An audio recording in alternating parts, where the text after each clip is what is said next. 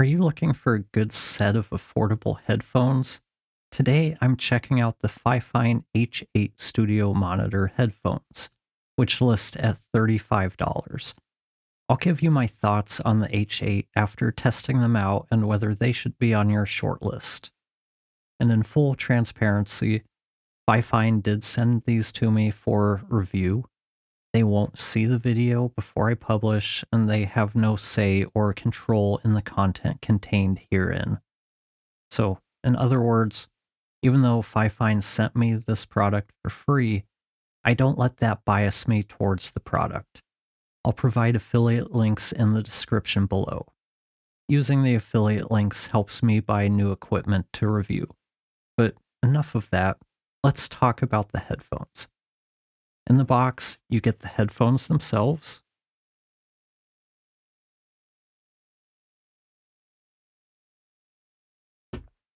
You get two cables like this. One is an 1/8 inch on both sides.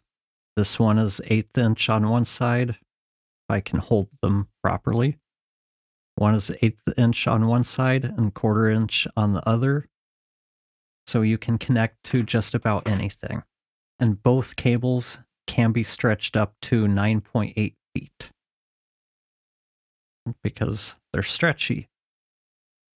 And then they're straight on the ends. So let's start with the cables, because this is such an important feature. The cable tends to be the one part that is most likely to fail in headphones. And by making this removable, we can simply replace it if the cable gets damaged. So you just plug the cables in right here. On these, you only have the one side. Some headphones, you can choose which side you plug it into. These don't give you the choice. But overall, the build quality on these aren't bad, but they're by no means premium.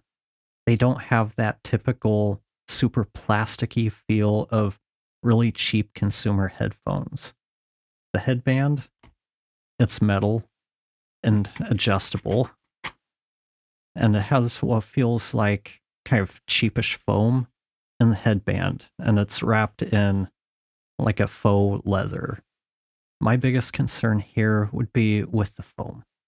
It doesn't feel particularly thick or resilient, so it seems like the type of foam that's going to start to break down pretty quickly, especially if you're using them regularly.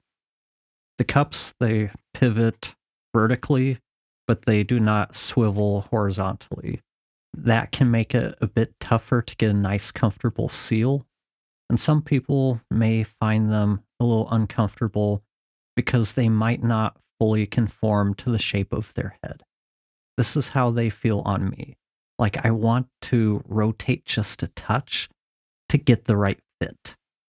That feels a lot stiffer, and it's wrapped in what I'd say the same kind of material that is typically used in headphones. I can't really tell if it's the type of material that's going to start to flake off after a year or two of regular use or not.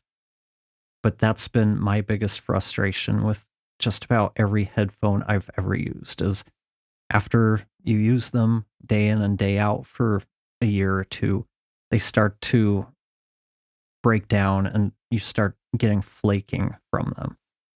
But other than the lack of rotation, they are comfortable and lightweight headphones that I can wear for extended periods of time.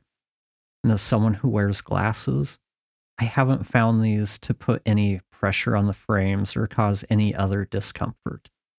The only issue I've had is they don't feel like they seal 100%. Now, let's talk about the sound. Since these are headphones, that is usually the most important part. First, we want them to be comfortable. Then they need to sound good. And this is where it really does come down to your use case. Fifine calls these studio monitor headphones. And I can't really say that that is accurate for what they are. To my ears, they are too colored for me to call them studio monitor headphones. They aren't super hyped by any means, but they are not what I'd call accurate, flat, neutral, honest, whatever word you would like to choose. I wouldn't try to do EQ work with these headphones. But for playback, things like listening to music, podcasts, gaming, or just for Zoom calls, these will work very well.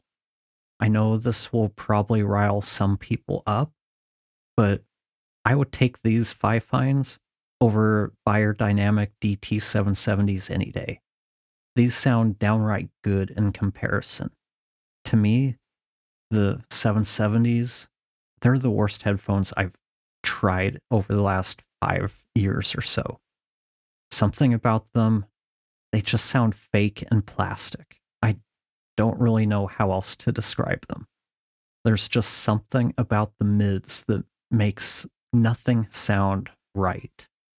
And since we're comparing to other headphones, the Fifines do sound a bit congested, maybe a little muffled compared to what I get from my OLO S4Xs.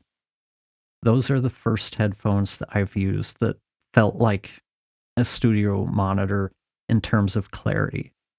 They're the closest things I've found to mixing with my trusted Focal Twin 6s. The next best headphones I've used for editing and mixing are the Audio-Technica M50Xs. I think that's what they're called. I know there's something M50X. I would take either of those every day over the H8s. But the Audio-Technicas cost what? Something like 5 times as much, and S4Xs like 12, 15 times as much. So, do I recommend the Fifine H8? Well, it really depends on your use case. If you're making music or editing podcasts, anything where you want accuracy for dialing in EQ or other critical work, I would look elsewhere. But if you're just looking for a pair of affordable headphones for non-critical listening, music, podcasts, games, Zoom meetings, live streams, whatever, these are really good value for the money. They sound good for what they are. I'm not sure how durable they'll be in the long term, especially or mainly talking about the foam in the headband and the ear cushion covers. But for $35, you could do a lot worse. So, what about you? What are you currently using for headphones? What do you like or dislike about them? Let me know in the comments below. Thanks for watching, and I'll talk to you next time.